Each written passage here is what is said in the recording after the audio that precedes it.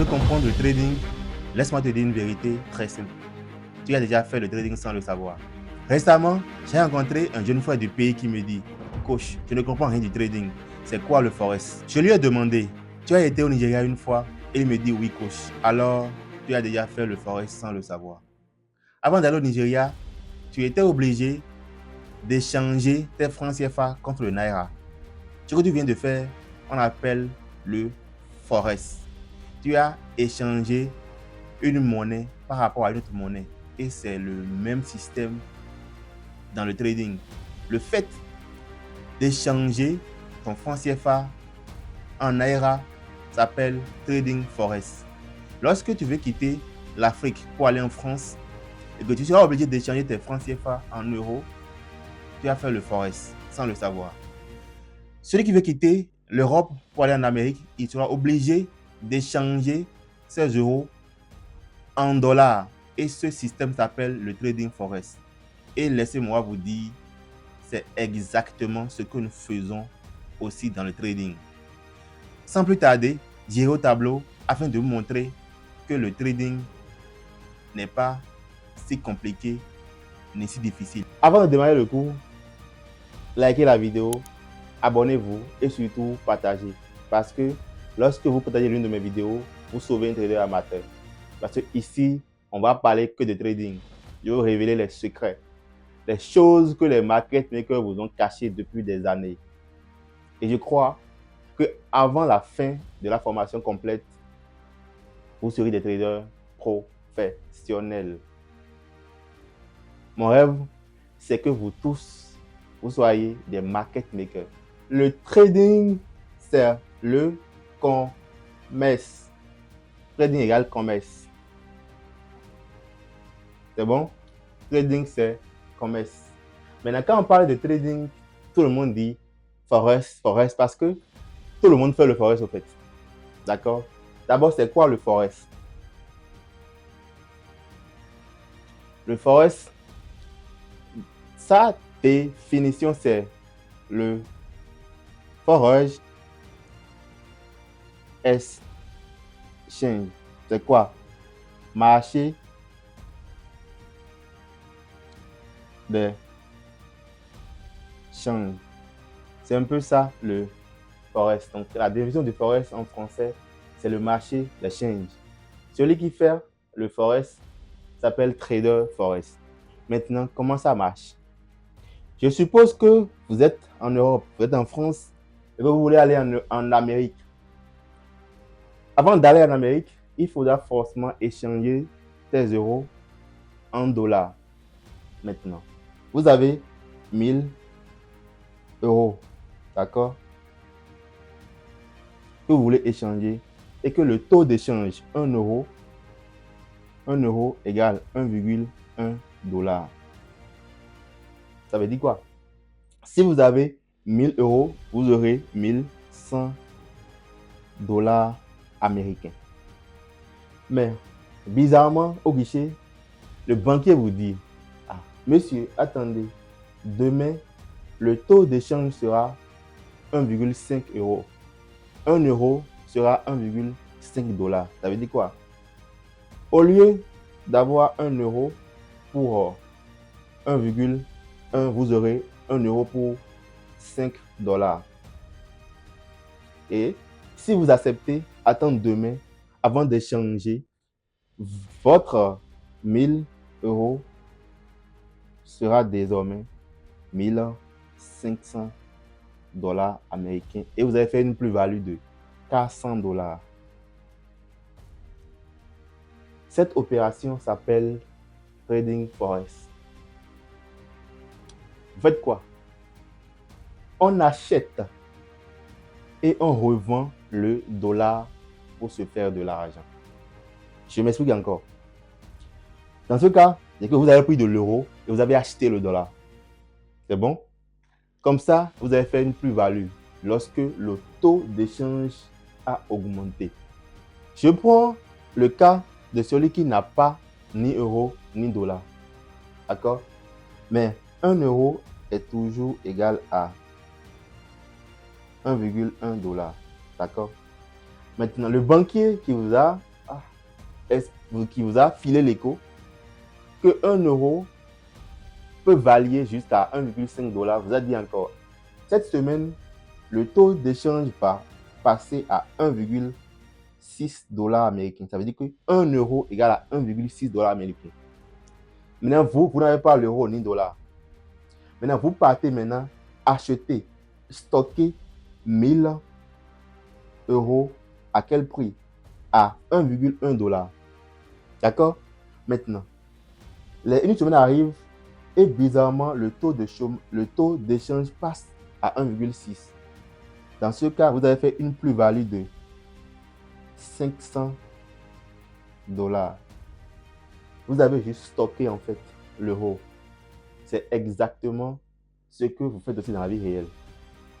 Vous payez les marchandises, vous stockez, vous attendez que le prix en fait augmente et vous revendez. Dans notre cas, la marchandise là, c'est l'euro que nous avons acheté et stocké. C'est bon, on a acheté l'euro quand c'est moins cher et maintenant quand ça a pris de la valeur, on l'a revendu et on a fait une plus-value de 500 $. C'est la même chose. Lorsque vous partez en Chine acheter les produits moins chers, les marchandises moins chères, vous revenez au pays, vous les vendez cher. Je prends le cas de ceux qui font commerce des voitures.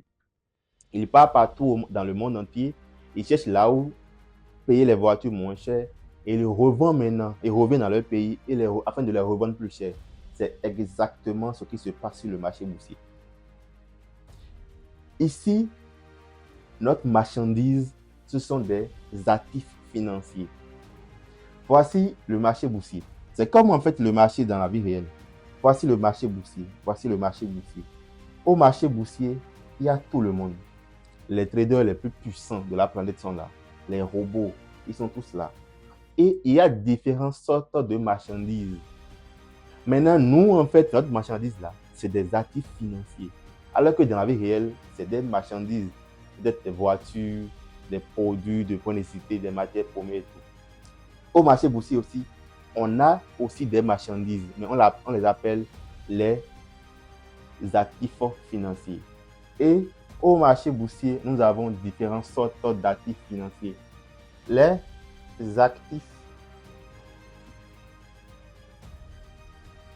financiers. On a le forex. Qu'est-ce que nous faisons au marché du forex? Au marché du forex, comme je vous l'avais expliqué, nous achetons les monnaies, nous les revendons. On stocke les monnaies et nous les revendons. Autrement dit, on évalue la valeur d'une devise par rapport à une autre. C'est pourquoi le forex fonctionne par paire de devises au fait. D'accord? C'est l'euro contre le dollar. GBP contre le dollar américain. On y va. On a les obligations. C'est quoi les obligations? En fait, une obligation, c'est une dette émise par un État ou une institution. Autrement dit, lorsque vous prêtez de l'argent à une institution, à une entreprise, à un État en échange d'un taux d'intérêt fixe, on parle d'obligation. Comment ça marche? Je suppose que vous achetez en fait une obligation de 100 000 francs émise par un État avec un taux d'intérêt fixe de 6%. Ça veut dire que chaque année, l'État vous rembourse 6 000 francs jusqu'à ce que les 5 ans arrivent et il vous retourne vos 100 000 francs. Vous voyez que c'est sécurisé, non? Lorsque vous prêtez de l'argent à un État, vous êtes sûr d'être remboursé. Et je vous invite à prêter de l'argent à mon beau pays. Parce que c'est un pays sérieux et que vous n'allez jamais perdre votre investissement. À part les obligations, on a les actions. Les actions. Les actions sont des titres de propriété. Ça veut dire quoi? Lorsque une entreprise en fait vend une part de ces actions et que tu achètes indirectement, tu deviens propriétaire d'une partie de l'entreprise au fait. Est-ce que vous comprenez? Une action, c'est un truc de propriété. Et lorsque vous payez de l'action dans une société, ou bien dans une entreprise, vous devenez en fait actionnaire et vous avez une petite partie de l'entreprise. Et qu'est-ce que nous on fait? Nous, on achète les actions aussi, on revend. Parfois, on peut venir sur le marché, on dit que, ok, cette entreprise, les 2 dernières années, ils ont fait un bon chiffre d'affaires. Donc, nous pouvons aussi investir ou bien spéculer pour se faire de l'argent. C'est la même chose pour les obligations aussi. Lorsqu'un État est sérieux dans son remboursement, les obligations de ces États, en fait, sont souvent dans une tendance haussière. Et nous profitons aussi de la variation pour se faire de l'argent. En réalité, nous faisons de la spéculation. Nous profitons de vos activités et nous faisons de l'argent. Les indices boursiers, c'est un moyen de mesure de performance des actions ou bien des groupes d'actions. Ça veut dire quoi? Lorsque on dit US 100, c'est les 100 premières entreprises ou bien les 100 premières actions des États-Unis. Lorsqu'on dit AC 40, là, 440, c'est les 40 premières entreprises de la France. D'accord? Et lorsque ces entreprises, en fait, font des chiffres, des activités, nous profitons de la variation de leurs activités pour se faire de l'argent. À part les indices, on a les matières premières.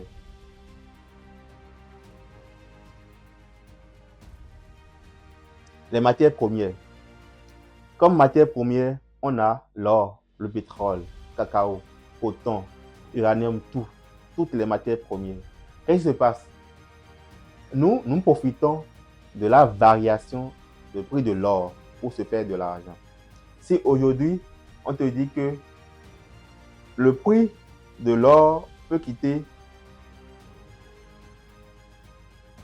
peut-être 2050 $ à 2300 $.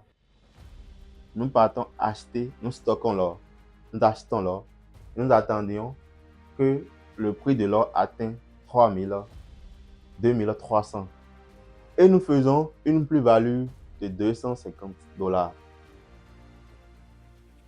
Après les matières premières, on a les cryptos.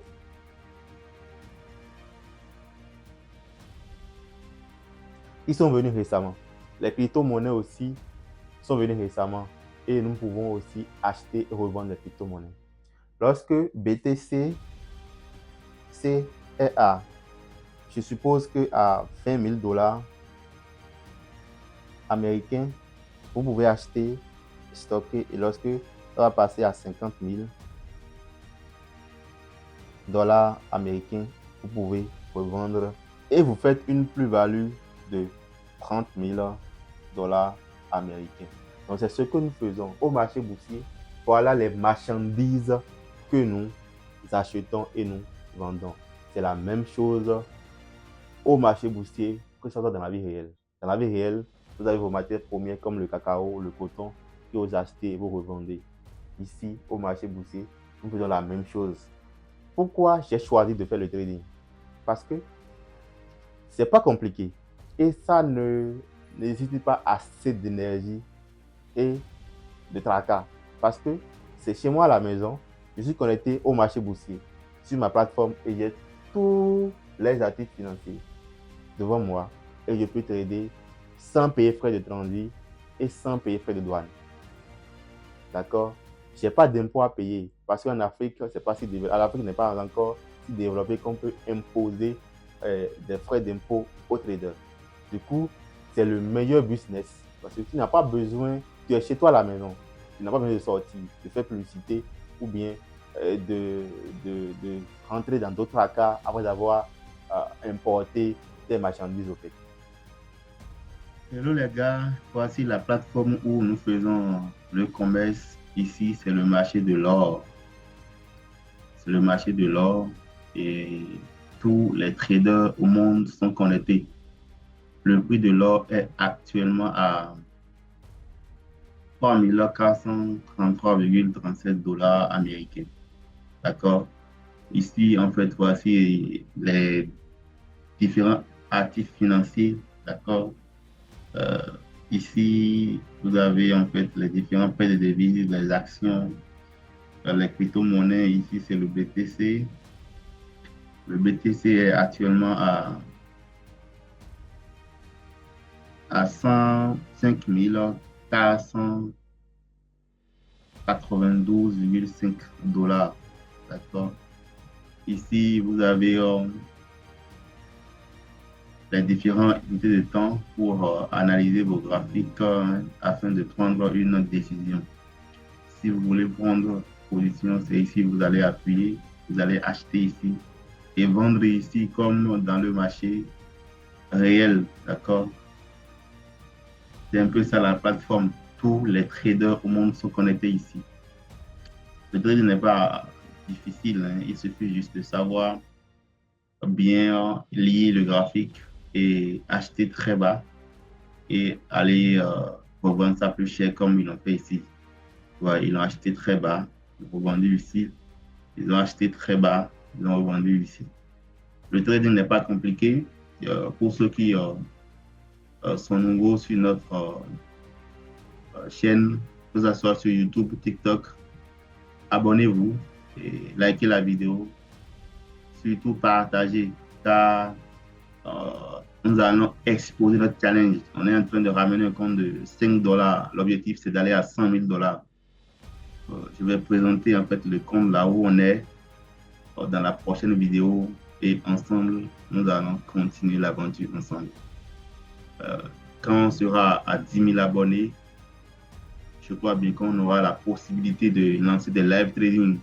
Nous allons trader en réel afin que ceux qui pensent que pour faire un trading rentable, il faut se faire venir d'abord, ils vont comprendre que oui, c'est possible de trader comme les market makers et nous allons vous montrer cela. Alors, ciao les amis.